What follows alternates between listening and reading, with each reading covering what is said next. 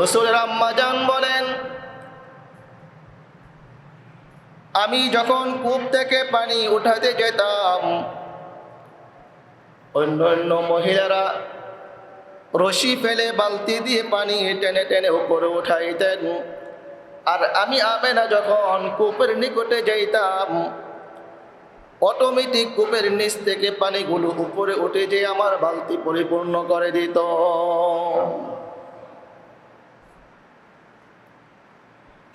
রাসূল আরবি সাল্লাল্লাহু আলাইহি ওয়াসাল্লাম যখন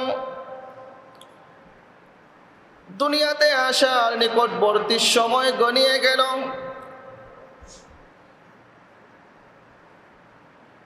রাসূলের দাদি তার স্বামীকে বলতেছেন, আব্দুল মুত্তালিবকে বলতেছেন, আমাদের বৌমার তো জামাই নাই, তারপরে কেন আমাদের বৌমা এত সুন্দর সুন্দর আতর ব্যবহার করে?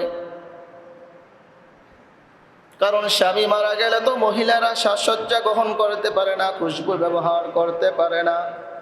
তাহলে তো আমরা সমাজে মুখ দেখাইতে পারবো না, আমাদের পুত্রবধূ কেন এত ঘ্রাণযুক্ত সুগন্ধি ব্যবহার করে? আব্দুল মুত্তালিব বলেন, আমি যেহেতু মক্কার লিডার, সর্দার, যার কারণে আমি তখনকার যুগের যে পরাশক্তিগুলো ছিল, কেসরা, কাইসার, পারস্য, রোম সম্রাট, তাদের নিকটে যাই, আমাকে উন্নত মানের দামি দামি আতর আমাকে দেওয়া হয়, আমি ব্যবহার করি। কিন্তু আমার এই উন্নত মানের আতরগুলো আমেনার শরীর থেকে যে ঘ্রাণ আসে, ওই ঘ্রাণের সামনে একবারে তুচ্ছ। আমেনা গোসলখানায় যায়, গোসলখানা পুরা খুশবুতে ভরে যায়। বাথরুমে যায়, বাথরুম পুরা সুগন্ধিতে সুবাসিত হয়ে যায়। আমেনা রাস্তা দিয়ে হেঁটে যায়, পুরা রাস্তা ঘ্রাণ যুক্ত হয়ে যায়। শ্বশুর বললেন, ও বৌমা, ব্যাপার কি, তুমি কোন সুগন্ধি ব্যবহার করো? রাসূলের মা বলে, শ্বশুর আমার, আমি কোনো সুগন্ধি ব্যবহার করি না, কোনো সুগন্ধি আমার শরীরে লাগাই না। যেদিন থেকে আপনার নাতি আমার পেটে আগমন করেছে, সেদিন থেকে আমি যেখান দিয়ে যাই, যেখান দিয়ে হাঁটি, যেখানে চলাফেরা করি, সেখানে পুরা এলাকায় সুগন্ধযুক্ত হয়ে যায়। কার বরকত? রাসূল করিম সাল্লাল্লাহু আলাইহি ওয়াসাল্লামের বরকত। আব্দুল মুত্তালিব মদিনার লিডার, নেতা, নেতার কাছে এসে এলাকার মানুষেরা অনাবৃষ্টির কারণে অভিযোগ করলেন যে অনাবৃষ্টির কারণে আমাদের ফসলগুলো আপনার মরে যাচ্ছে, আমাদের গবাদি পশুগুলো ছটফট করছে, ছোট ছোট বাচ্চাগুলো পানির কারণে, পানি না পাওয়ার কারণে, তৃষ্ণার কারণে ছটফট করছে, কান্নাকাটি করেছে, আপনি পানির ব্যবস্থা করেন।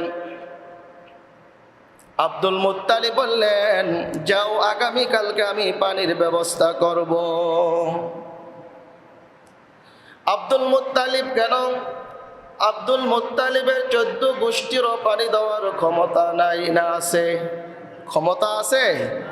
পানি কি আল্লাহ যদি বৃষ্টি বর্ষণ না করে, মেঘ না দেয়, তাহলে যদি আমরা আবেদন করি বা আমরা যদি আন্দোলন করি, বৃষ্টি নামবে? এবার আব্দুল মুত্তালিব ওই জমানার যিনি জ্যোতিষী ছিলেন, কারণ রাসূল কোন দিন আগমন করবেন, কোন তারকা উদিত হওয়ার সময় আগমন করবেন, এগুলো তাওরাত, জবুর, ইনজিল কিতাবে উল্লেখ ছিল। জ্যোতিষীর কাছে গিয়া বললেন, হে জ্যোতিষী, দেখো তো তুমি তোমার গণনার মাঝে আমার নাতি কোন দিন আসবে তার কোনো আলামত আছে কিনা? জ্যোতিষী তাওরাত কিতাব খুলে, তার কিতাব খুলে বললেন যে হ্যাঁ হ্যাঁ, আজকের রজনীতেই আপনার নাতি দুনিয়াতে আগমন করবে। তো ঘোষণা দিছিলেন যে আগামীকালকে বৃষ্টি হবে। এখন নির্ধারিত সময়ে এলাকার সব লোকেরা উপস্থিত, কিন্তু আব্দুল মুত্তালিবকে দেখা যাচ্ছে না। সবাই বলল, ব্যাপার কি, আব্দুল মুত্তালিব কেন আসতেছে না? লোকেরা কানাঘোষা শুরু করে দিলেন। আর আব্দুল মুত্তালিবকে বৃষ্টি দিবে বলছে, উনার কি বৃষ্টি দেওয়ার ক্ষমতা আছে না? আরেক দল বলতেছে বৃষ্টি না দিতে পারলে এবার আর ক্ষমতা থাকবে না, এবার আর নেতাগরি থাকবে না। সময় একবারে গনিয়া আসতেছে, যে সময় দেওয়া হয়েছে সময় একবারে শেষ পর্যায়ে। আব্দুল মুত্তালিব আমেনাকে বলতেছেন, হে আমেনা, এখনো কি আমার নাতি দুনিয়াতে আসে নাই? বলতেছে আসতে দুনিয়াতে আসছে, আপনার এখনই আপনার কোলে দিচ্ছি। আমেনা যখন আমার আপনার পানের নবী, দুজাহানের কান্ডারি নবী, মায়ের নবী, রাহমাতাল লিল আলামিন সাল্লাল্লাহু আলাইহি সাল্লামকে কাপড় দ্বারা পেঁচিয়ে দাদার কোলে তুলে দিলেন, আব্দুল মুত্তালিবের কোলে তুলে দিলেন। আব্দুল মুত্তালিব একটা মুহূর্তের জন্য দেরি করে নাই, নাতিকে কোলে নিয়ে এক দৌড়ে তিনি চলে গেলেন ওদিয়ে ফাতেমা নামক উপত্যকায়, যেখানে সমস্ত লোকের অপেক্ষমান, সমস্ত লোকেরা অপেক্ষা করতেছে কখন আমাদের নেতাজি আসবে, আজকে বৃষ্টির ব্যবস্থা করবে।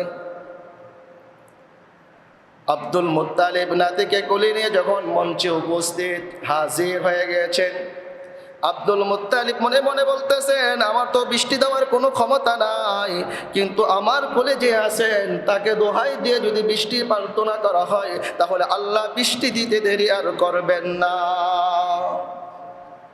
পুরা মাঠ আপনার লোকে লোকারণ্য হয়ে গিয়েছে, সবাই অপেক্ষমান কখন আব্দুল মুত্তালিব বৃষ্টি দিবে। আব্দুল মুত্তালিব ওই মুহূর্তে উপস্থিত হয়ে সরাসরি নাতি মুহাম্মদ সাল্লাল্লাহু আলাইহি সাল্লামকে আকাশের দিকে এভাবে হাত তুলে এভাবে উঁচিয়ে ধরে বললেন, হে আল্লাহ, এই নবীর উসিলায়, এই মুহাম্মদের উসিলায়, এই সূচি বাচ্চার উসিলায় তুমি পানির ব্যবস্থা করে দাও। সিরাতে ইবনে হিশামে লেখেন, আব্দুল মুত্তালিব এই কথা বলতে দেরি হয়েছে, আসমান ফেটে বৃষ্টি বর্ষণ হইতে দেরি হয় নাই। সুবহানাল্লাহ বলেন। শুধু ওজুদাস রহমতাল লিল আলামিন, মসজিদে ওশুদ হামারো এ জমিন, সৈয়দুল কাউনাইন খাতমুল মুরসালিন, আখিরা মুদবুদ ফখরুল আউয়ালিন, ইমামুল আউয়ালিন আল আখিরিন, বাহর সাদকা রহমতাল লিল আলামিন। আমার নবী যখন দুনিয়াতে আগমন করবেন, দুনিয়ার এক গাছ আর এক গাছকে সুসংবাদ দেয়, যেন আজকে দুনিয়া থেকে আগমন করেছে। এক নদী আরেক নদীকে সুসংবাদ দেয়, এক পশু আরেক পশুকে সুসংবাদ দেয়, এক জীবজন্তু আরেক জীবজন্তুকে সুসংবাদ দেয়, এক মোহনার মাছ আরেক মোহনার মাছকে সুসংবাদ দেয়। আজকে দুনিয়াতে আগমন করেছে রাহমাতাল লিল আলামিন সাল্লাল্লাহু আলাইহি ওয়াসাল্লাম। আমার আপনার পারের নবী দুনিয়াতে আগমন করলেন।